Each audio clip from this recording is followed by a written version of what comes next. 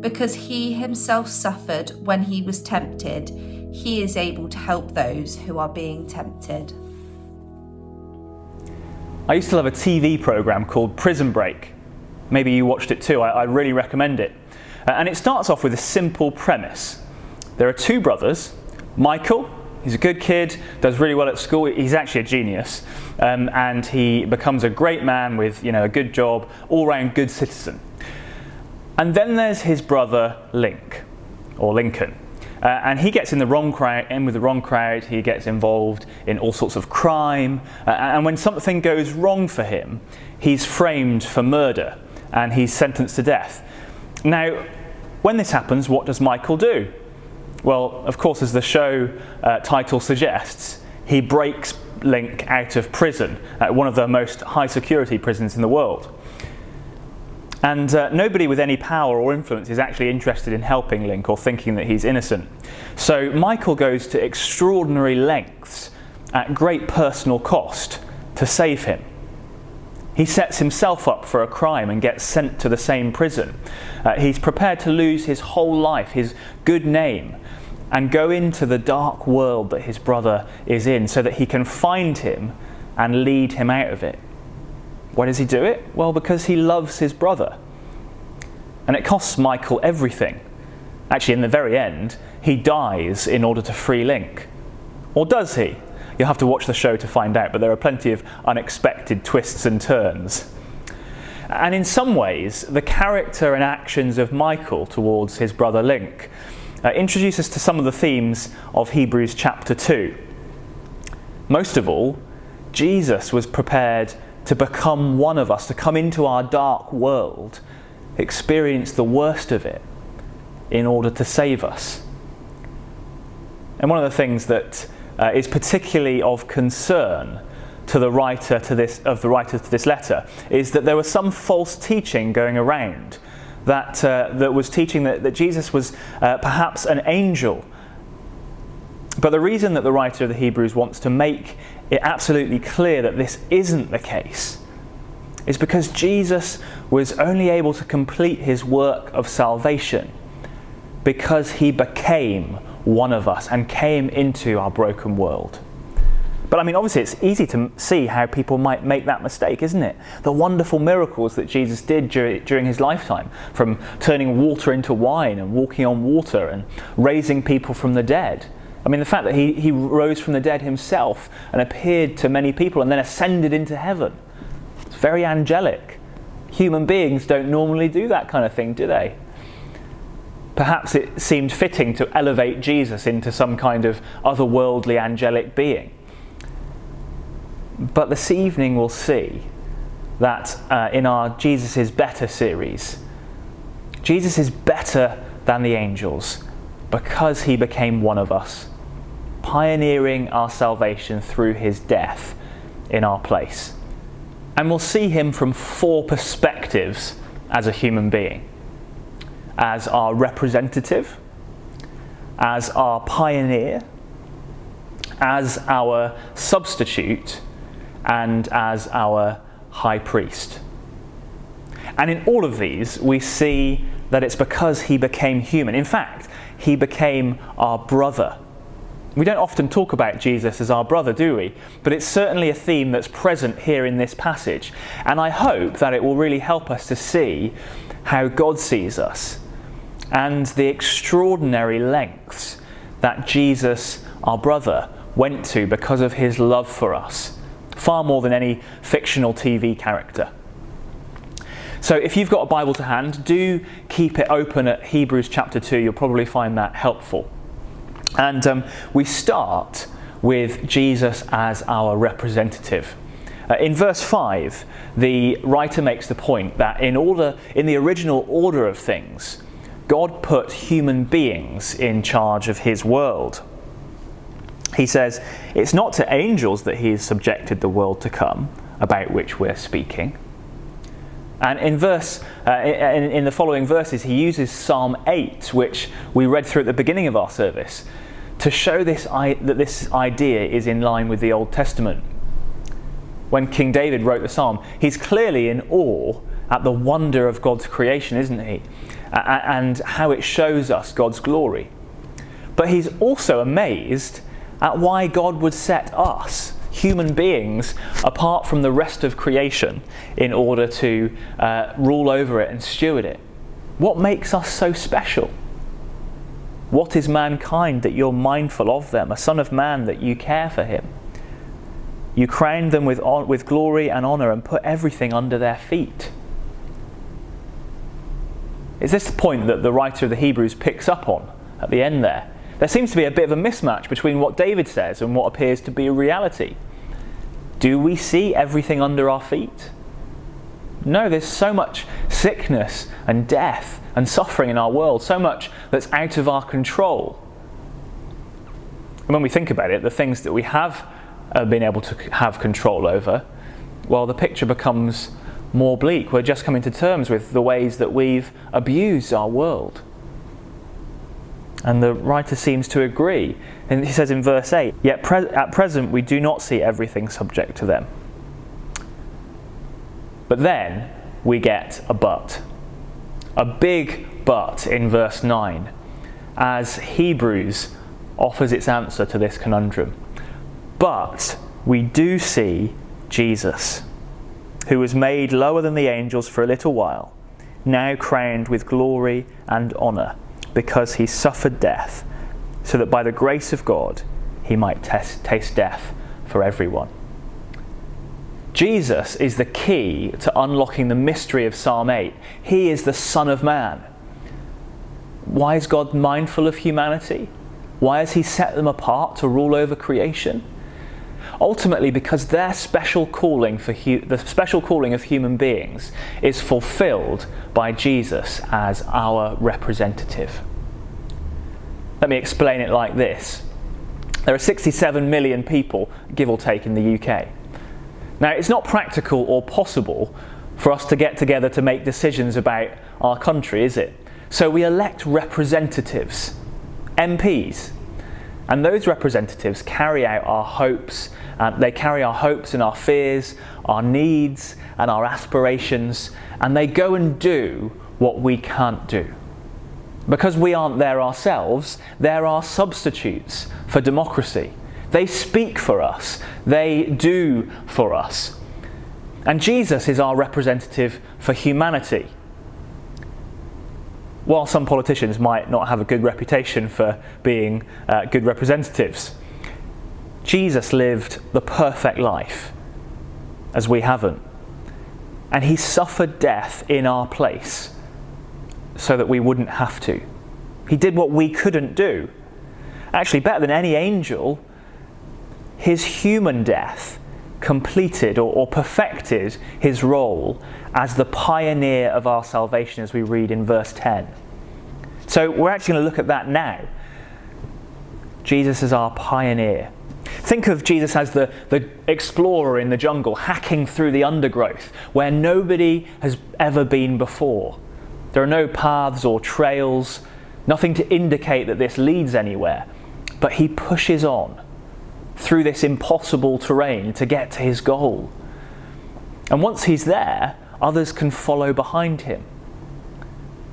The jungle's our world of suffering and pain and sin and death. Nobody's ever gone in and come out the other side before. But Jesus pioneered the way. He forged a path through it, and he now leads the way out of the darkness of the jungle into the beautiful sunlit plains of God's promised land.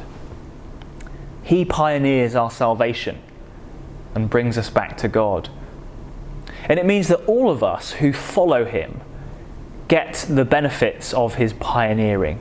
We get to be on his expedition team to find our way out of the jungle. And the result is that we are made holy like Jesus.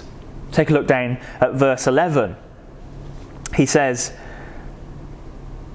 "Both the one who makes people holy and those who are made holy are of the same family." When I played rugby as a teenager, there was one season where my rugby team won almost every match. Now the reality was that we were a pretty average team, but we had one guy who ran for England. He was lightning quick and he scored most of our tries. So our strategy was simple. Get possession of the ball, get the ball to Adam, and he would pioneer our win. But because I was on the same team as Adam, I was just as much a winner as he was. And that's how it is with Jesus. We're made holy because both the one who makes people holy and those who are made holy are of the same family. We're made holy because Jesus chooses to be one of us. So we've seen that Jesus is our representative. He's our pioneer. Thirdly, he is our substitute. Our passage this evening shows us that Jesus' death is absolutely central to his pioneering our salvation. And the writer to the Hebrews carries on this family theme that we've just been looking at by quoting Psalm 22, verse 22. I will declare your name to my brothers and sisters. In the assembly, I will sing your praises.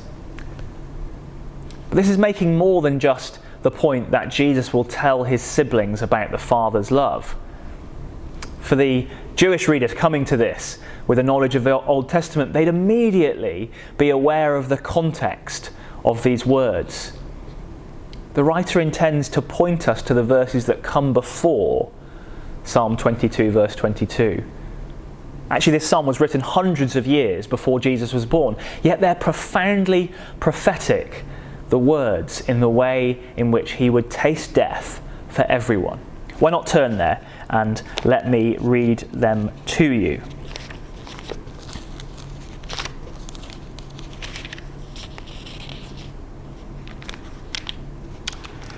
So he begins with the familiar words that Jesus cried out on the cross. My God, why have you forsaken me? Why are you so far from saving me? So far from my cries of anguish? My God, I cry out by day, but you do not answer. By night, but I find no rest. Verse 6. But I am a worm and not a man, scorned by everyone, despised by the people. All who see me mock me. They hurl insults, shaking their heads. He trusts in the Lord, they say. Let the Lord rescue him. Let him deliver him, since he delights in him. Verse 16. Dogs surround me, and a pack of villains encircles me. They pierce my hands and my feet. All my bones are on display. People stare and gloat over me. They divide my clothes among them and cast lots for my garment. But you, Lord, do not be far from me. You are my strength. Come quickly to help me. Deliver me from the sword, my precious life from the power of the dogs. Rescue me from the mouth of lions. Save me from the horns of the wild oxen. Verse 22, I will declare your name to my people. In the assembly, I will praise you. Do you recognise some of those things there from the crucifixion? This verse 22 is the turning point in the psalm, quoted because salvation has been achieved as a result of this suffering. We're going to explore that even more in the coming weeks. But let's just stay here for a moment to think about it. Back in our Hebrews passage, the verses, the language of slavery and freedom is used in the following verses in 14 and 15. And it reminds us of the story of the Exodus and how God rescued the Israelites out of slavery in Egypt. But Jesus' death brought about an even greater exodus. It broke the power of death itself, because in Jesus we have everlasting life. Let me just say that again, because sometimes we don't really feel the magnitude of what we're saying, do we? Jesus broke the power of death itself, and in him we have an everlasting life. For all the advances that we've made in the last few hundred years in rational thinking, in medicine and technology, we don't have any more answers. We don't have any way to avoid physical death. Tom Wright says this about the way our world sees it. Death remains the great mystery the dark denial of goodness and beauty we know in our lives and in the world. And for many people, this in fact enslaves them in fear. Well, when you put your trust in Jesus, that doesn't have to be the case. You don't have to be afraid. Here is the good news of Jesus Christ, that he has become our substitute, that his death has broken the power of death over us. And we can live the rest of our lives without fear, knowing that when our physical life is over, we will be with him in his glory forever. And that leads us to our final perspective on Jesus this evening. We've seen that this God-man, Jesus, is our representative. He's our pioneer. He's our substitute. And finally, he's our high priest. If you take a look down to verse 17, he says, "For this reason, he had to be like them, fully human in every way, in order that he may become a merciful and faithful high priest in service to God, and that he might make atonement for the sins of the people." Another way you might explain it would be to call him a mediator. A mediator stands between two parties and helps work out the problem. And Jesus is the most qualified mediator because he's not only God, as we saw last week with Richard's sermon, but he's also human. That makes him much more qualified than any of the priests who came before him, who were responsible for representing the people by making sin offerings in the temple on their behalf. And because he himself suffered when he was tempted, he is able to help those who are being tempted. He knows the pain it causes God to see us walk away from him and the serious consequences that there are.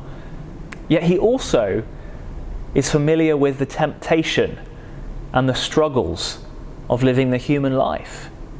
But he overcame them.